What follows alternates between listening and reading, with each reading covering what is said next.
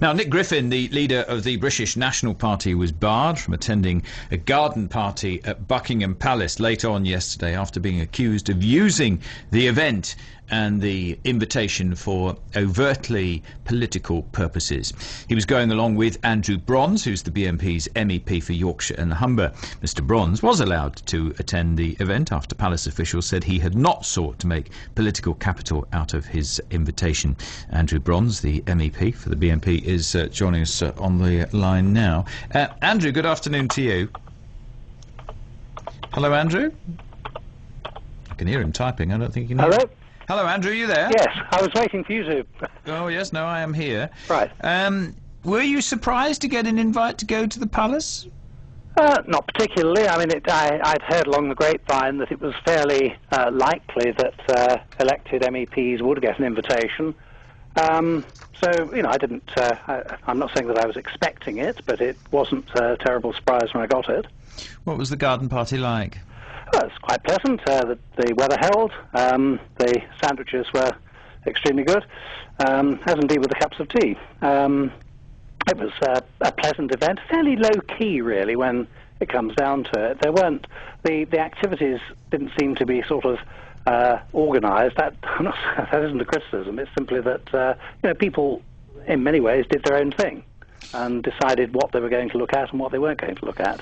Did Mr Griffin slip up by bragging and making a lot about his invitation early yesterday? Well, you must ask him that, but the accusation against him was that he was breaking protocol. Well, we did receive some advice. We received advice about what to wear and what not to wear, where to park and where not to park, and two pieces of advice that were widely ignored, and that was taking pictures and use of mobile phones. We weren't told anything about interviews or comments beforehand, because I understand, for example, I know this isn't exactly comparable, but people who are going to receive honours are told very strictly beforehand they mustn't reveal that fact. Would common sense not tell you that if you were Nick Griffin that you don't go Well, on... you must ask him that. It's you know, nobody said that we were sworn to secrecy. On the other hand, I suppose it's a matter of degree. You know, all I can comment is what I did.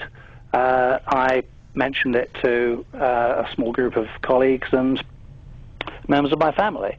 And when the news leaked out, I don't know whether it came from the palace or whatever, but when the news leaked out, I did give a brief interview to Yorkshire Television about a month ago. It wasn't a very political interview. I simply went along the lines that if the Queen wants to invite me, that's all well and good. If she doesn't want to invite me, that's equally good.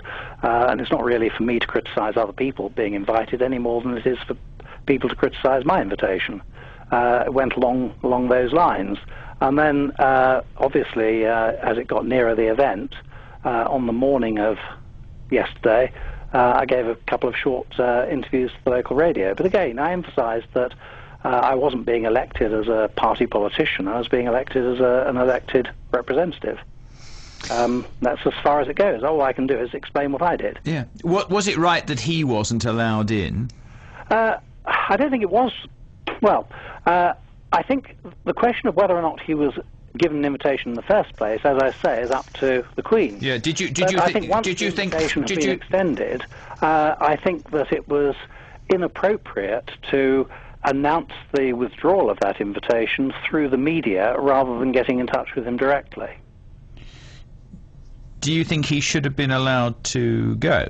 Oh, yes.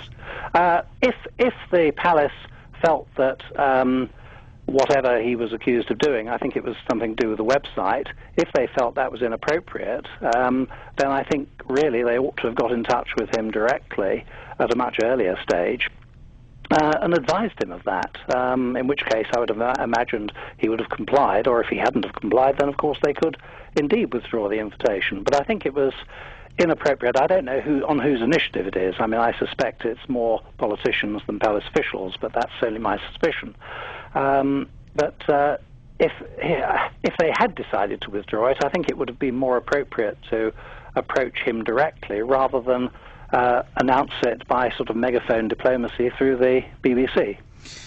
The fact of the matter is that there are a lot of people invited to the garden party, and I know of at least 2 people who declined their invitation to go along to a very, very important and honoured event just because the BNP were going to be there. Well, the BNP were not going to be there. 2 elected representatives. Well, that is we weren't invited as members of political parties. No, but you are members of the BNP. Well, that's indeed true, but I don't want to prejudge your friends or your acquaintances, but I really do think that they must be more tolerant of views with which they disagree. I'm sure there were many among the 8,000 people there yesterday with whom I would have disagreed profoundly if we got into a political discussion, but I didn't get into political discussions with people. That wasn't the occasion to do so.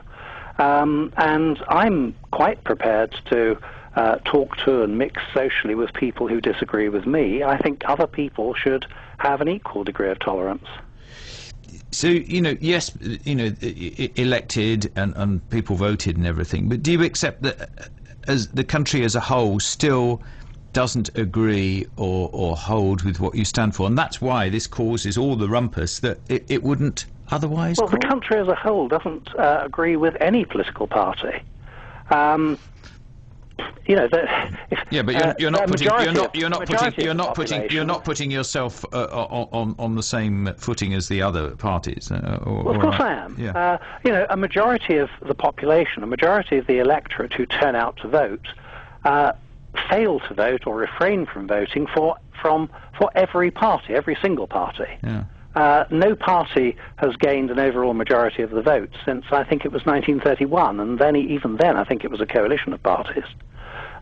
So, you could take the negative view and say a majority of the population has rejected the Labour Party at every election since 1931 and the Conservative Party and so on. But, we don't have a system of negative voting in this country. The Soviet Union had that system, but you're down that road. But you're not sort of acknowledging my comment that really a lot of people still... I'm acknowledging your comment, but I'd like to know the poll evidence. Has there been an opinion poll where people have been asked, what your attitude towards the BNP is?